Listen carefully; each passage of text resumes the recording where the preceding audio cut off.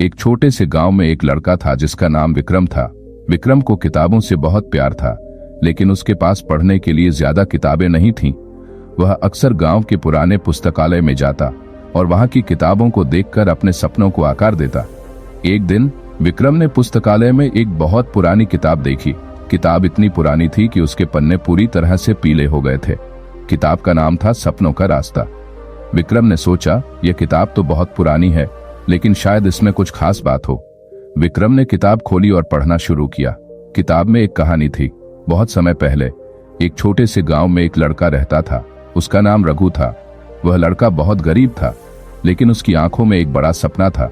वह दुनिया भर में घूमकर बड़ी बड़ी चीजें देखना चाहता था।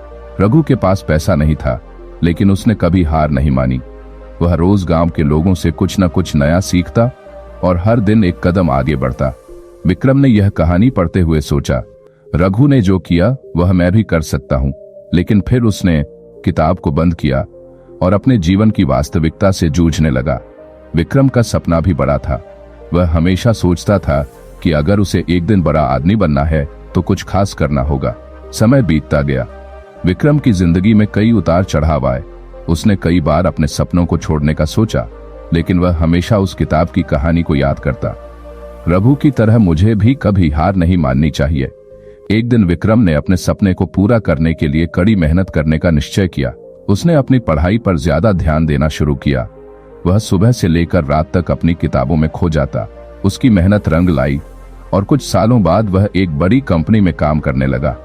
विक्रम ने अपने गांव का नाम रोशन किया और यह साबित किया कि अगर दिल में मेहनत और सही दिशा हो तो किसी भी हालात में सपने पूरे किए जा सकते हैं।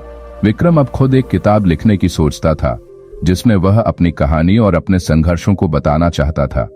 वह जानता था कि किसी के लिए भी कुछ भी असंभव नहीं होता।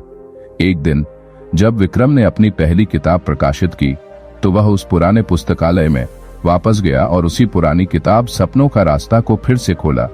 उसने वह किताब उस पुस्तकालय को दान दी और लिखा, यह किताब मेरे सपने का पहला कदम थी और आज मैं यह किताब उन बच्चों को देना चाहता हूं जो कभी सपने देखने से डरते हैं। निष्कर्ष, विक्रम ने सीख लिया था कि सपने तभी सच होते हैं जब आप उन्हें पूरा करने के लिए हर हाल में मेहनत करते हैं। चाहे दुनिया कुछ भी कहे, अगर आपका इरादा मजबूत हो तो कोई भी रास्ता मुश्किल नहीं होता।